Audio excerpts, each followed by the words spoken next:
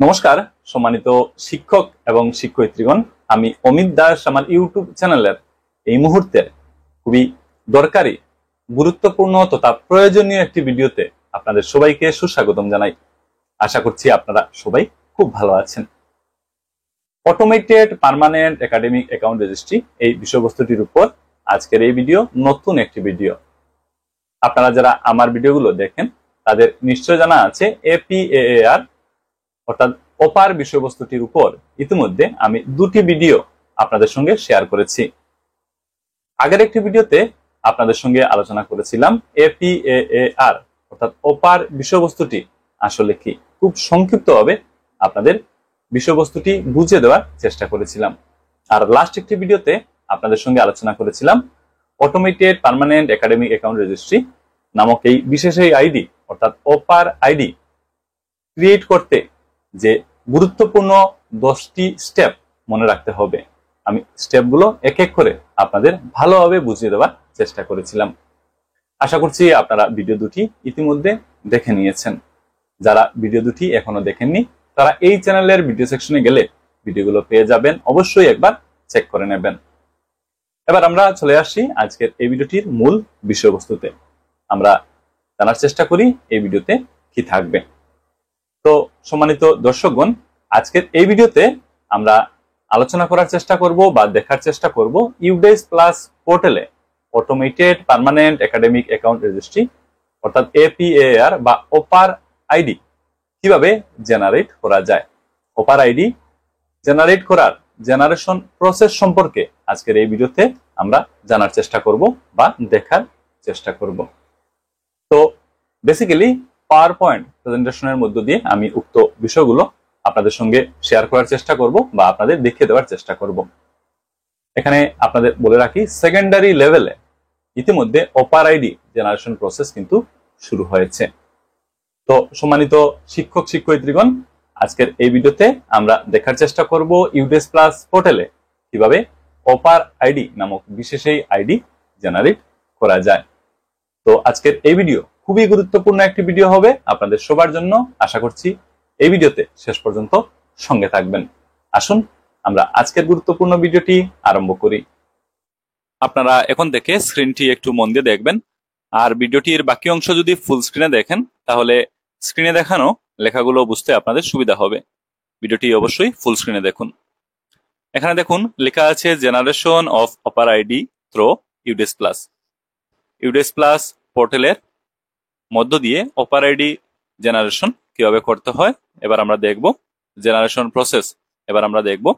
নিচে দেখুন লেখা আছে one nation one student ID initiative. এই পেজটি লক্ষ্য করুন, এখানে লেখা আছে কনসিডারেশনস হোয়াইল ইউজিং অপার মডিউল। অপার মডিউল ব্যবহারের ক্ষেত্রে কি কি জিনিস কনসিডারেশনে নিতে হবে এখানে লিখে দেওয়া হয়েছে। এই পেজটি ভালো করে বুঝতে হবে। এখানে 3টি পার্ট রয়েছে। পার্ট 1 হচ্ছে আদার বেসড ইনফরমেশন। এতে স্টুডেন্টের নাম, ডেট অফ বার্থ, জেন্ডার এগুলো যাতে আধারের সাথে ম্যাচ করে এই জিনিসটি খেয়াল রাখতে হবে। 2 হচ্ছে students basic info in UDISE plus. UDISE প্লাসে স্টুডেন্টের বেসিক ইনফো এগুলো মিলিয়ে নিতে হবে। এখানে mothers and fathers names, students class oblique grade, mobile number, unique PAN number assigned, student is verified in UDISE plus এগুলো লক্ষ্য রাখতে হবে। This can be checked in the general profile section of student profile. Student প্রোফাইলে থাকা general profile এই পার্টে গিয়ে এগুলো চেক করা যাবে। আর থার্ড হচ্ছে consent. Ensure ID proof is produced by guardian or parents while submitting digital consent. Hard copy of signed consent to be kept by the school for further reference. তো কনসেন্টের ব্যাপারটা নিশ্চয় জানা আছে, আর লাস্ট ভিডিওতে এগুলো নিয়ে বিস্তারিতভাবে আলোচনা করেছিলাম। তো এই পেজটি যদি আমরা লক্ষ্য করি তো এখানে অপার মডিউল ব্যবহারের ক্ষেত্রে কোন কোন জিনিস কনসিডারেশনে নিতে হবে, লক্ষ্য রাখতে হবে এখানে বলে দেওয়া হয়েছে। এক হচ্ছে আদার বেসড ইনফরমেশন, 2 হচ্ছে students basic info in UDISE plus, আর থার্ড হচ্ছে কনসেন্ট। তো এগুলো আশা করি বুঝতে পেরেছেন। Steps for APAAR generation. APAAR জেনারেশনের স্টেপগুলো এবার আমরা এক এক করে দেখব। স্টেপ 1 হচ্ছে লগ ইন। ইউডেস প্লাস পোর্টালে স্টুডেন্ট মডিউল পার্টে লগ ইন করে নিতে হবে। Log in with your school user credentials in SDMS portal. তো লগ ইন করে নিতে হবে। লগ ইন করার পর স্কুলের ড্যাশবোর্ডে যেতে হবে। Click on open module button on left hand side menu. তো ড্যাশবোর্ডের বাম পাশে যদি লক্ষ্য করেন তাহলে দেখবেন এখানে অনেকগুলো অপশন আছে, বা আমরা বলতে পারি এখানে মেনু পেয়ে যাবেন। একটু নিচের দিকে গেলে দেখবেন লেখা আছে ওপেন মডিউল। এই দেখুন ওপেন মডিউল। তো এই অপশনে ক্লিক করতে হবে। স্টেপ 2 হচ্ছে সিলেক্ট ক্লাস অ্যান্ড সেকশন। দ্বিতীয় স্টেপে ক্লাস এবং সেকশন সিলেক্ট করতে হবে। এখানে উপরে ক্লাস এবং সেকশন সিলেক্ট করার সুবিধা পেয়ে যাবেন। এক এক করে এগুলো সিলেক্ট করে নিতে হবে এবং তার ডান পাশে গো বাটন পেয়ে যাবেন। ক্লাস এবং সেকশন সিলেক্ট করে নেওয়ার পর গো বাটনে ক্লিক করতে হবে। Student list will be populated. তারপর স্টুডেন্ট লিস্ট চলে আসবে। যে ক্লাস এবং যে সেকশন সিলেক্ট করা হয়েছে সেই ক্লাসে থাকা এবং সেই সেকশনে থাকা ছাত্রছাত্রীদের তথ্যগুলো নিচে চলে আসবে। তো স্টেপ 2-তে ক্লাস এবং সেকশন সিলেক্ট করে নিতে হবে। Step 3, click on generate button. Generate বাটনে ক্লিক করতে হবে। Choose student for whom APAAR ID is to be generated. কোন স্টুডেন্টের অপার আইডি জেনারেট করতে চাইছেন সেই স্টুডেন্ট এই লিস্ট থেকে সিলেক্ট করে নিতে হবে এবং তার নামের একেবারে ডান পাশে আপনারা পেয়ে যাবেন একটি বাটন রয়েছে, লেখা আছে জেনারেট। আপনারা স্ক্রিনে নিশ্চয়ই দেখতে পাচ্ছেন, এই দেখুন জেনারেট। তো অপার আইডি জেনারেট করার জন্য স্টুডেন্টের নামের একেবারে লাস্ট কলামে আপনারা পেয়ে যাবেন লেখা আছে জেনারেট। এই জেনারেট বাটনে ক্লিক করতে হবে। Click on generate button. অপার আইডি জেনারেট করার জন্য জেনারেট বাটনে ক্লিক করে দিতে হবে। এবার হচ্ছে স্টেপ 4, চেক বেসিক ইনফো। এই স্টেপ খুবই গুরুত্বপূর্ণ। এখানে বেসিক ইনফো বা বেসিক ইনফরমেশন গুলো খুব ভালোভাবে চেক করে নিতে হবে। জেনারেট বাটনে ক্লিক করার সঙ্গে সঙ্গে স্ক্রিনে নতুন করে একটি পেজ খুলবে।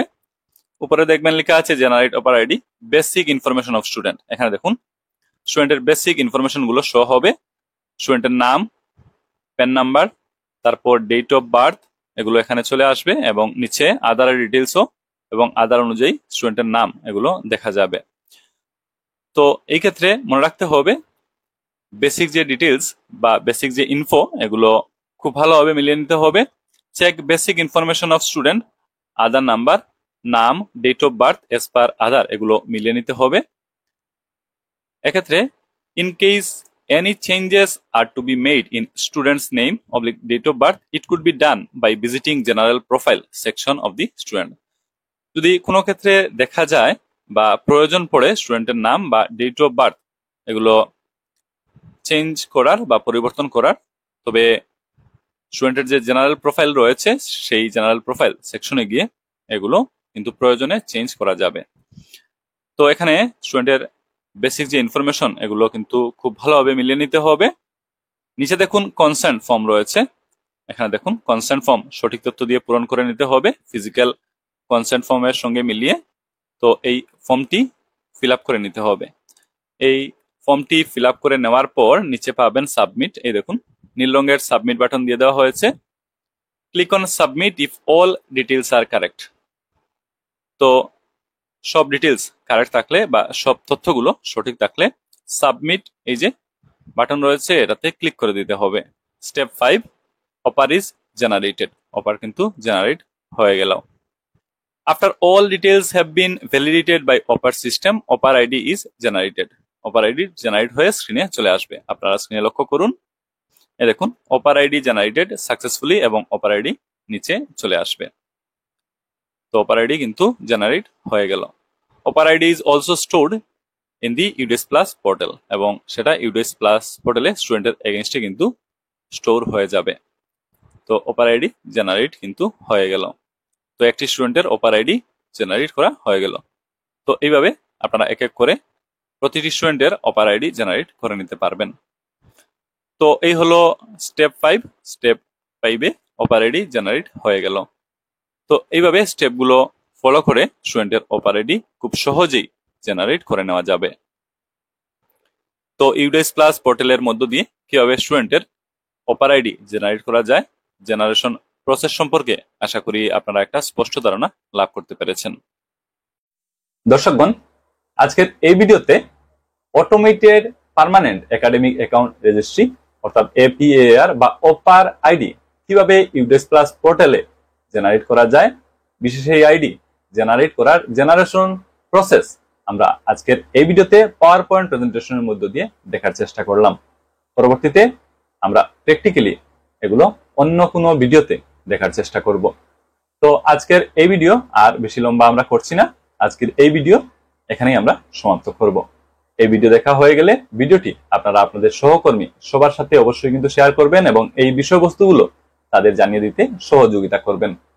তো আমরা আজকের এই ভিডিও এখানে সমাপ্ত করছি। Thank you for watching this video, subscribe this channel and remain connected. কথা হচ্ছে পরের ভিডিওতে।